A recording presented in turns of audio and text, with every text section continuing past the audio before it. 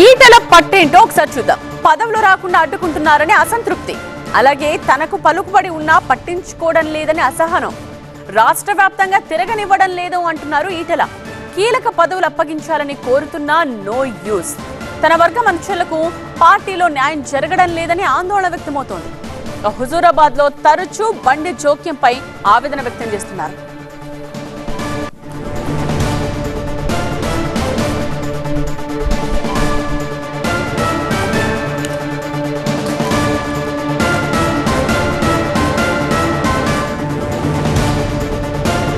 ఇక బండి పంతం ఎలా ఉందో కూడా చూద్దాం.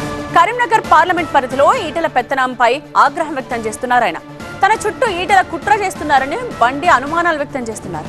అధ్యక్ష పదవి పోవడానికి కారణం ఈటలేనని డౌట్ పడుతున్నారు. తనపై తరచూ హైకమాండ్ కి ఫిర్యాదులతో అసంతృప్తి వ్యక్తం చేస్తున్నారు. ఈటలతో పాటు మరో ఎంపీ తన కుటుంబాన్ని అభాసుపాలు చేశారని ఆవేదన చెందుతున్నారు. ఇలా ఇద్దరే అన్నట్టు ఉండడంతో కరీంనగర్ లో బీజేపీ రాజకీయం సమస్యల్లో చిక్కుకుంది. ఇప్పుడు దీనికి చెక్ పెట్టి సయోధ్య కుదిర్చే పనిలో ఉంది బీజేపీ హైకమాండ్.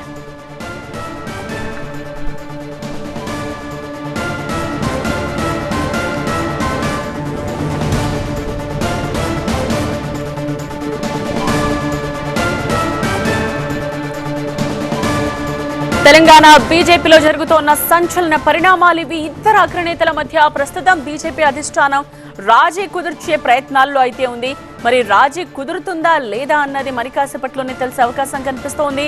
ఇద్దరు బడా నేతలు ఈటల బండి సంజయ్ మధ్య సయోధ్య దిశగా ప్రస్తుతానికి అడుగులైతే పడుతూ ఉన్నాయి. ఎంపీ లక్ష్మణ్ నివాసం వేదికగా రహస్య చర్చలు కూడా జరుగుతూ ఉన్నాయి.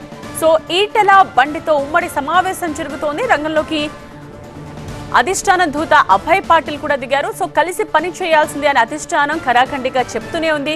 బట్ ఈటల అలాగే బండి ఈ విషయంలో రాజీ పడతారా లేదా అన్నది చూడాలి. నిన్ననే ఈటల రాజేందర్తో డిన్నర్ మీట్ కూడా పెట్టారు అభయ్ పాటిల్. ఇప్పటికే పార్టీ అధిష్టానానికి కూడా ఈ ఇద్దరి మధ్య గ్యాప్ ఉన్న విషయంపై ఒక నివేదిక అందింది. ఇటు రాష్ట్ర పార్టీ నాయకత్వంతో పాటు ఆర్ఎస్ఎస్ నుండి కూడా క్షేత్రస్థాయి నివేదిక అందింది. సో ఈ రిపోర్ట్స్ ఆధారంగానే ఇప్పుడు అభయ్ పాటిల్ రంగంలోకి దిగారు. ఈ నేతల ఇగోకు చెక్ పెట్టి కలిసి పని చేయాలని ఆదేశాలు ఇచ్చారు. అధిష్టానం పెద్దల సూచనలతో భేటీ అయ్యారు అభయ్ పాటిల్. సో ఇప్పుడు ఈటల రాజేందర్ బండి సంజయ్ ఇద్దరు కరీంనగర్ జిల్లాకు చెందిన నాయకులు కాబట్టి కలిసి పని చేయకపోతే కష్టం, కాబట్టి మీరు కలిసి పని చేయాల్సిందే అంటూ ఆదేశాలు ఇచ్చిన నేపథ్యంలో ప్రస్తుతం రాజీ కుదిర్చే ప్రయత్నాలు ఎక్కడి వరకు వచ్చాయి. సో రాజీకి ఓకే అంటారా లేదా, ఎవరి మీద ఎలాంటి కంప్లైంట్స్ ఇచ్చుకుంటున్నారు అన్నది చూడాలి. సో మాస్ ఇమేజ్ ఉన్న బలమైన రాష్ట్ర స్థాయి బీసీ నాయకులు వీళ్ళు. అయినా పార్టీలో ఇద్దరి మధ్య సఖ్యత లేకపోవడం, ఇప్పుడు ఆశించని ఫలితాలు రావడం లేదు దీనివల్ల అన్నది కూడా అభిప్రాయం వ్యక్తమవుతోంది. సో ఉద్యమాలు పార్టీ కార్యక్రమాల విషయంలో కూడా కలిసి పోరాడాల్సిన చోట కూడా ఎవరికి వారే యమునా తీరే అన్నట్టుగా వీరిద్దరూ వ్యవహరిస్తూ ఉన్నారు. ముఖ్యంగా కరీంనగర్ జిల్లాలో బీజేపీ నేతలు ఎవరి దగ్గరికి వెళ్లాలో కూడా అర్థం కాక తీవ్ర ఇబ్బందులు పడుతున్న పరిస్థితి. అందుకనే రాష్ట్ర స్థాయిలో కూడా ఇద్దరు సీనియర్ నాయకులు కావడంతో రాష్ట్ర నాయకత్వం కూడా వారి మధ్య గ్యాప్ ను పూడ్చలేని సిచ్యువేషన్ కనిపిస్తూ ఉంది. దీంతో పార్టీకి కూడా తీవ్ర నష్టం జరుగుతోందని భావిస్తోంది అధిష్టానం. ప్రభుత్వ వ్యతిరేక పోరాటాల్లో కూడా వీరు కలిసి ఉన్న సందర్భాలు చాలా అరుదు. వారి మధ్య గ్యాప్ ఉందన్నది బహిరంగ రహస్యం. ఆ గ్యాప్ ని తగ్గించే ప్రయత్నమే ఇప్పుడు జరుగుతోంది. అధిష్టానం ఆదేశాలతో రంగంలోకి దిగారు పాటిల్. సో ఆయన నేతృత్వంలో వీళ్ళు రాజీ పడతారా లేదా అన్నది చూడాలి. గత కొంతకాలంగా బీజేపీలోని ఇద్దరు అగ్రనేతల మధ్య గ్యాప్ అన్నది బహిరంగ రహస్యం.